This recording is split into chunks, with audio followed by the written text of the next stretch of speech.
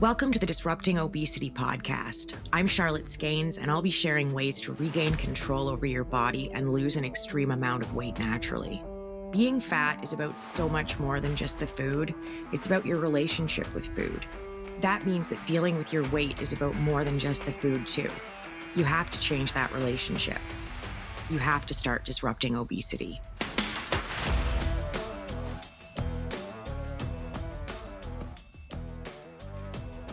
I don't talk about this. I haven't yet. It makes me a little uncomfortable, but I feel like I need to address it because more of you are reaching out and it's getting harder to reply as quickly as I'd like.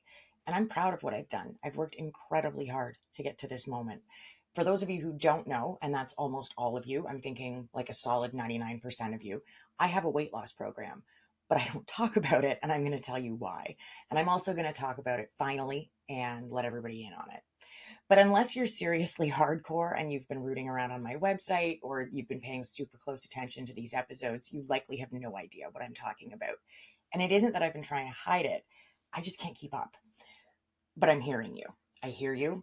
And I know you want me to open more one-on-one coaching spots. And I can't tell you how badly I wish I could. But the one-on-one coaching model has a fatal flaw. There are only so many hours in a day, and there are only so many of me. If I worked every hour I was awake, I still couldn't do it. If there were 3 of me working every hour we were awake, we couldn't do it. Plus, there's the whole, I have 3 boys under 11 and all of this, plus the recipes and the series I do over on Instagram and my YouTube. One-on-one is untenable because my time is limited, and it's untenable because of the program itself, which is something I've never really talked about publicly before. It's just been one of those things that if you know, you know, and I haven't really needed to talk about it. But in and of itself, the program is a problem because it's 53 weeks long, which means that there's even fewer available spots because it takes me so long to get you through it. So instead of filling those spots as they're becoming available and people have been cycling out of the program, I've completely stopped taking anybody new on. The waitlist still stands. If you're on it, don't panic. That hasn't changed.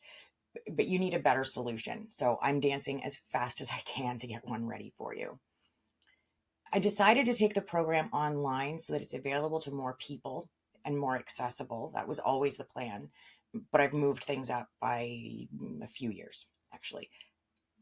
I didn't have to look around to know that the diet industry is completely toxic and it doesn't really seem to be helping anybody. I knew it from experience, from years of frustration, from years of indignation after I lost my weight loss, just sitting on the sidelines and watching people get ripped off and left heartbroken after they'd been lied to about the most recent miracle weight loss solution. And I knew from go that what I'm trying to do is crazy. I know that. Believe me, it feels crazy. I'm up against a multi-billion-dollar industry, and then you've got thousands and thousands of other people like me trying to do what I'm doing in a variety of different ways. Weight loss coaches are everywhere. And for every style of weight loss that you can think of, there are 3 at least that you haven't even considered. Like, sure, there are vegan weight loss coaches and weight loss coaches for peri and pre and postmenopausal women. There are coaches for intuitive eating and diabetics, but there are also weight loss coaches for women over 40 who only eat meat. Yeah, and for people losing weight after gaining it from only eating avocados, for people who work in a specific profession or industry, just name a niche and it's out there. But I didn't see myself. And when I was fat, it was lonely. Like, I mean, there wasn't anywhere near the percentage of people then who were as big as I was. And sure, there were other things that were more conventionally lonely. But just from a pure numbers standpoint, right? Like the new BMI, the hyper obese classification, it didn't exist because there weren't enough people over 60% for one to be necessary. So it was lonely. I wasn't seeing a lot of people who looked like me, who were facing the same challenge as I was, or even just having to exist in a big body. After I got sick and I decided I had to do something to give back, to make my second chance worth something, I knew I was never going to know why this happened to me. But I could make it matter. I could use it for something good. And to do that, I needed to find a way to help people. So I asked myself what I was good at. What could I give back? What could I do? What was I good at? Right? Well, I was good at losing weight, a lot of weight. And when I looked around, I saw a gap. I could see the landscape, right? I knew what was out there in the diet industry, what was being pushed on a commercial level and a cultural one. And I didn't see anything that would have made sense to me at 338 pounds. There wasn't anything that made sense to me at 137 pounds. I, I very vividly remember what it felt like to be 200 pounds overweight and terrified, and all I could see was bullshit products and bullshit advice that was only making things worse. All of it was just making things worse. And it's the cumulative effect of this stuff, because you try and you try and you try and nothing works, or works, for very long or at all. And then you get discouraged and you blame yourself. And then you've got more weight to lose, and everywhere you look, there's just nothing but bullshit masquerading as solutions, and you feel like giving up. Why wouldn't you feel like giving up? So I looked around and I thought I could find a way to help.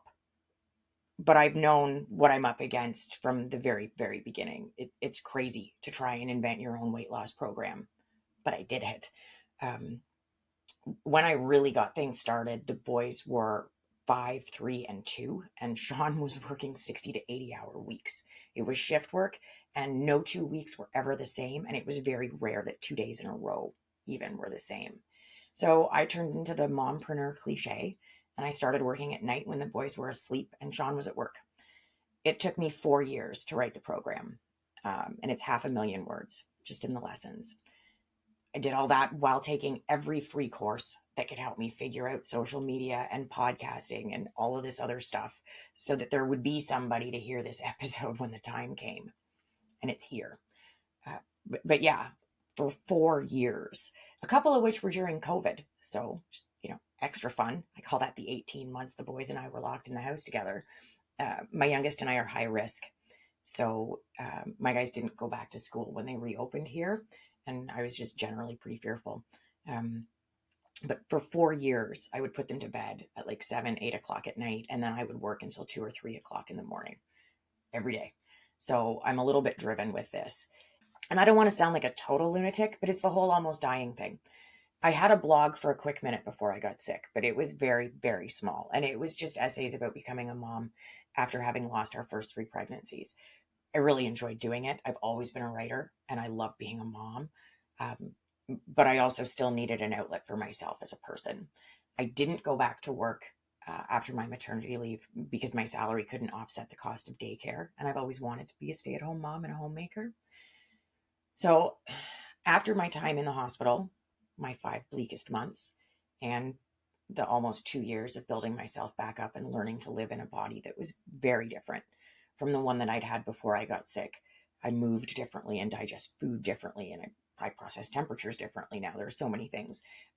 After I got used to all of that, at least somewhat, and got all of my weight off again, I kind of became obsessed with all of this, with the idea of helping people.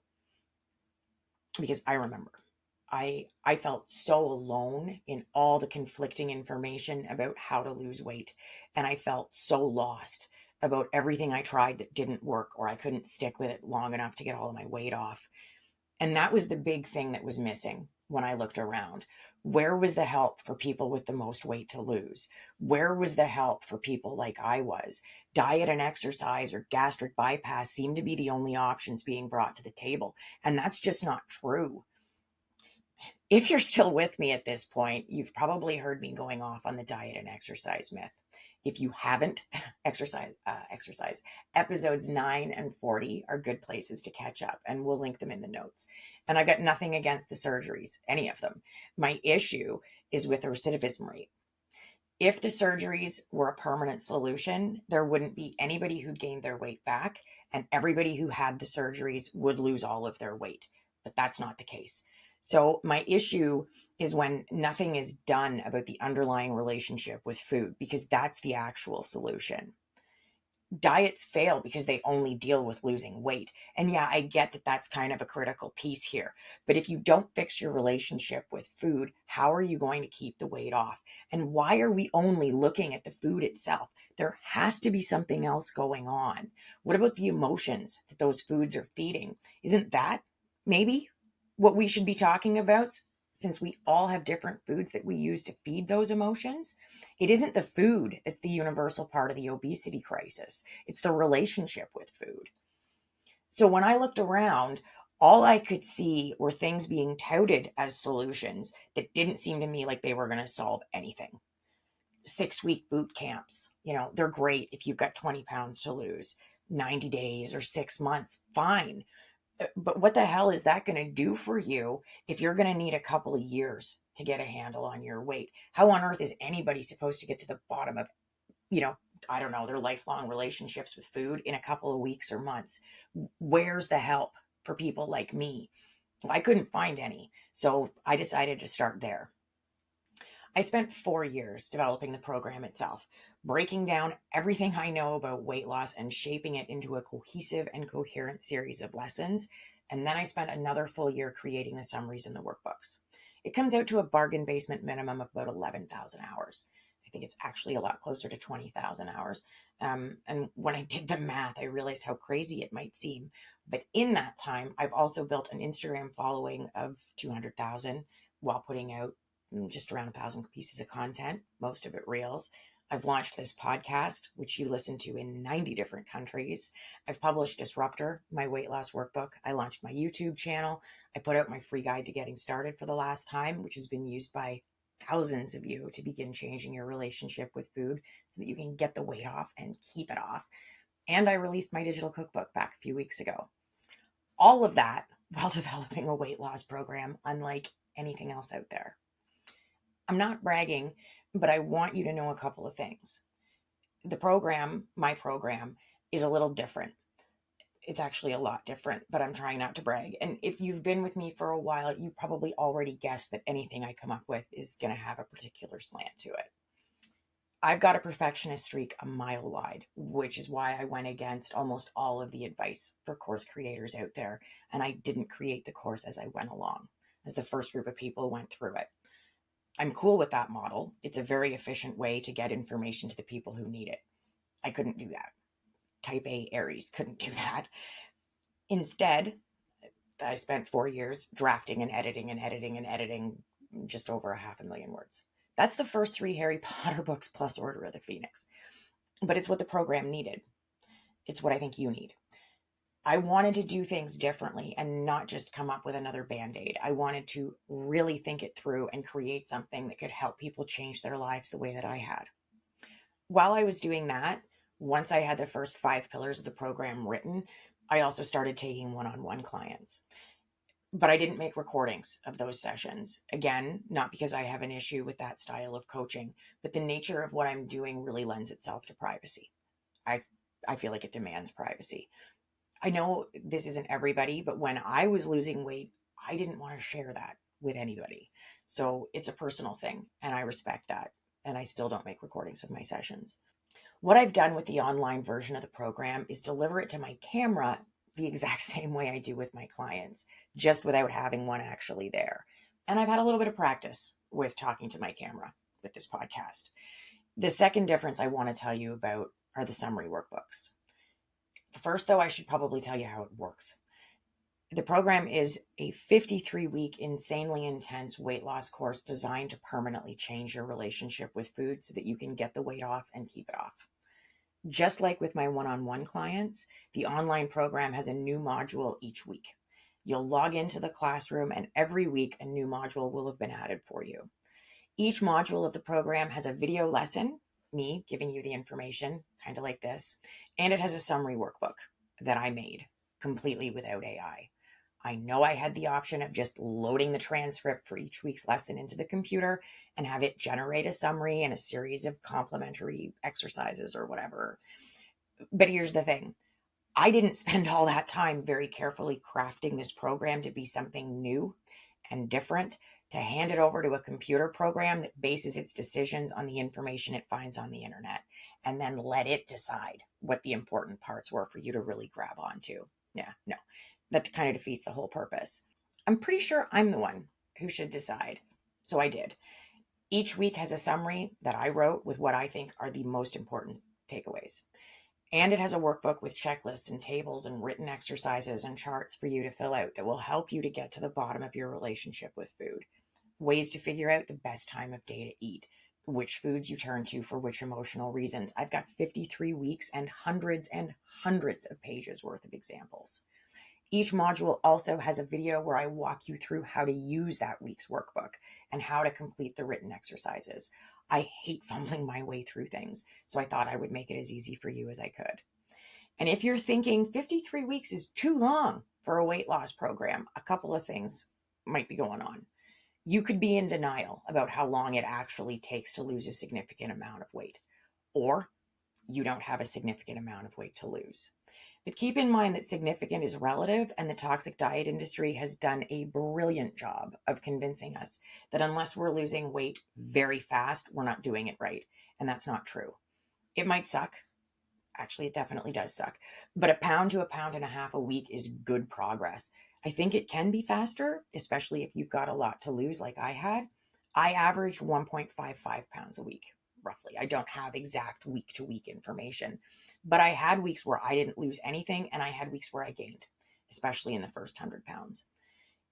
The 2.5 years it took to get it all off the first time didn't seem very long when I looked back on it after keeping the weight off for nearly a decade. It seemed very worth it. And that's why I wasn't afraid when I put it back on, right? Well, half of it anyway. I knew I could get it off, and I did, averaging a pound a week the second time. And it's been off for 6 years now. I obviously didn't have the program the first time, and I didn't have it the second time I lost my weight either. I was struggling with everything, and it was really hard with three little boys under 3 when I first got home from the hospital because I was still so physically weak and I was still trying so hard to process what I'd been through. But doing that work, emotionally processing what I'd been through and trying to bring meaning and value to the whole damn experience, and losing the weight again, coupled with the way that I think about things, led me to the structure for the program and what's really my solution for extreme weight loss. I've mentioned that I'm a writer, and I've thought of myself that way for a very long time, like since I was a little kid. It's what I went to school for. I love writing and I love reading. So I took a skill set from each of those and I used them to break extreme weight loss down. The whole, it's not about the food, it's about your relationship with food problem, because that is the problem as I see it. The problem with the diet industry and the real problem when you're obese. From the writing side, I took the interrogative method that I learned as part of a journalism lesson. And from the reading side, I took something called close reading. I wanted to find the best way to break down what I knew about losing weight and changing your relationship with food. But it's a huge topic, and I needed structure to be able to do that. So I broke it down the same way a journalist would: who, what, when, where, why, and how. But I changed the order and I added a sixth W. The solution to changing your weight and your relationship with food lies in those 7 things, the program's 7 pillars. What you eat is first and foremost. Your weight is a direct result of the food that you eat, but it's more than that. It's not just about the food, it's about your relationship with food. So, what isn't just about the food that you're eating? That's only the concrete side of it. Abstractly, it's about the emotions behind your choices. Who you eat with matters, even if the only person you ever eat with is yourself. The relationships you have with other people and yourself are impacting the choices you're making with food. Your relationship with yourself is probably particularly troublesome. In the when pillar, I give you my formula for figuring out the best time of day to eat. A full system developed to learn the way of spacing your calories to ensure that you feel as satisfied as possible physically and emotionally. But we're going to go deeper too, because you have an emotional connection to the time that you eat. And it doesn't necessarily have to be a time on the clock or on the calendar. Where looks at concrete things like the best and worst places to eat and the ways your environment, the place you eat, impacts your choices and your overall relationship with food. Where you eat matters too. Abstractly, Where looks at things like closet eating and the reasons behind some of the deepest food shame. The why pillar is huge because isn't that always the question? Why am I eating this? Why did I keep eating that?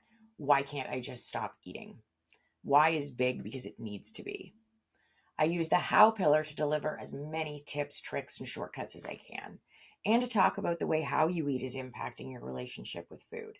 Because the choices you make about how you get the food into your body, the little rituals you might have around the way you eat, are absolutely informing your relationship with food and with your weight.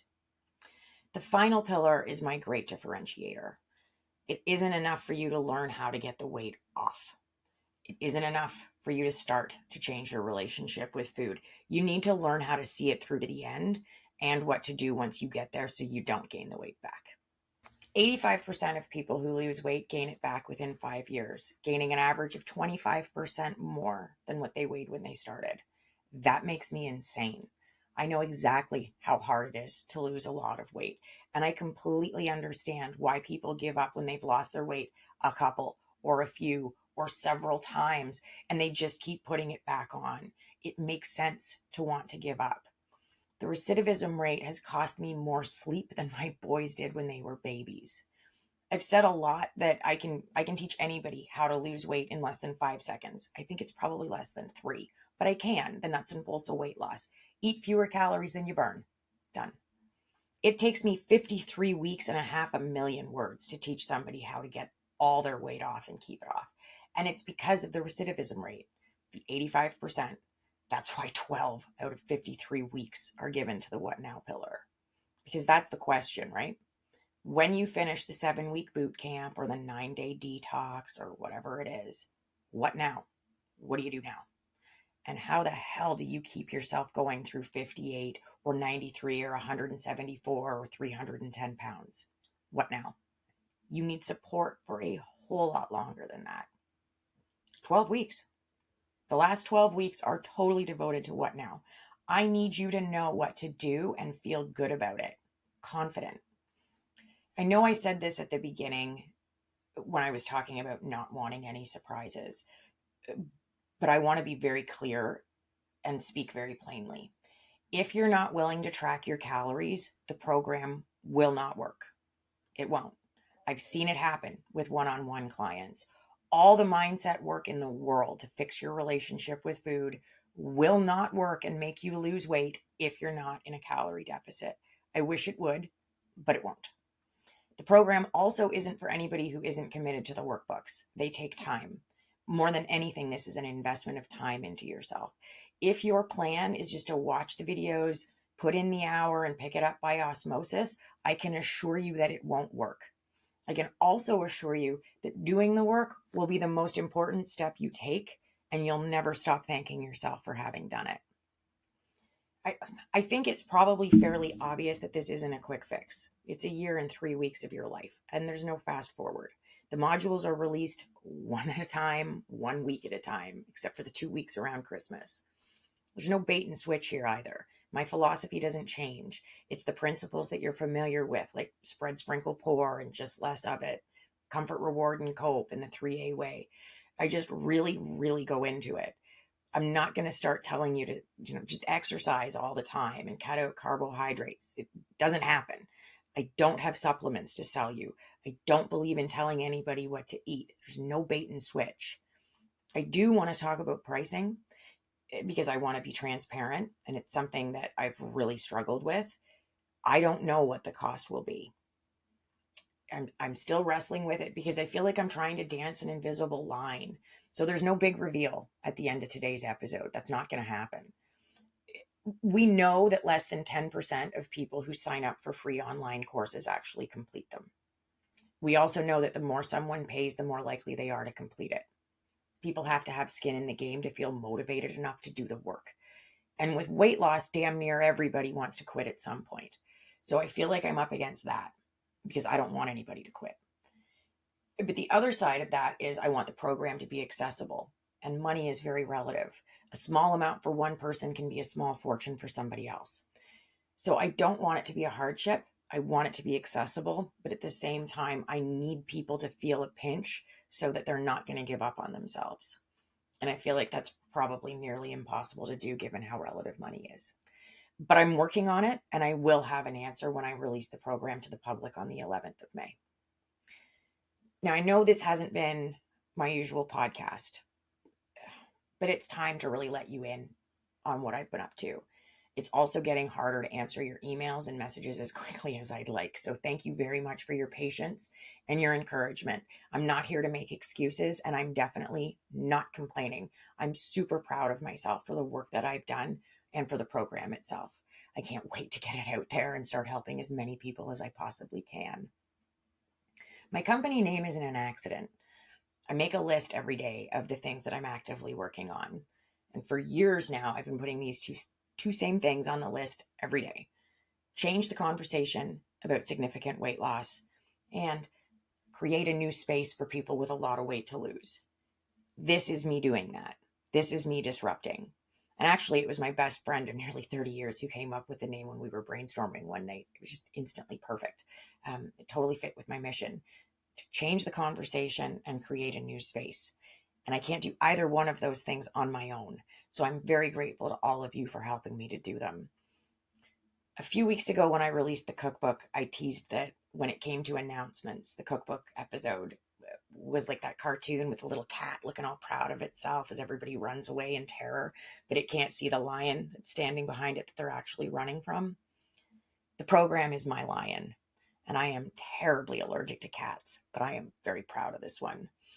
I'll be releasing more information on the program as we get closer to the 11th of May, so keep an eye on my website and my Instagram for updates. If you're feeling impatient and want to get a jump start on some of the program's principles, you can download a copy of my free guide to getting started for the last time through the link in the notes, or you can grab my weight loss workbook by heading to Amazon and searching Disruptor and my name, Charlotte Skanes. Next week, I'm back with a topic that not everybody on the team is happy about. That's okay, because we need to talk about it anyway. So I'm tackling denial, even though it's a little bit tricky. Don't forget to subscribe so you don't miss anything, and keep trying, keep tracking. Don't be intimidated and don't give up. You totally got this. Thank you for listening to Disrupting Obesity with Charlotte Skanes. If you know it's time to take back control, lose the weight, and keep it off, reach out to me privately with a direct message on Instagram that says ready, so you can start disrupting obesity.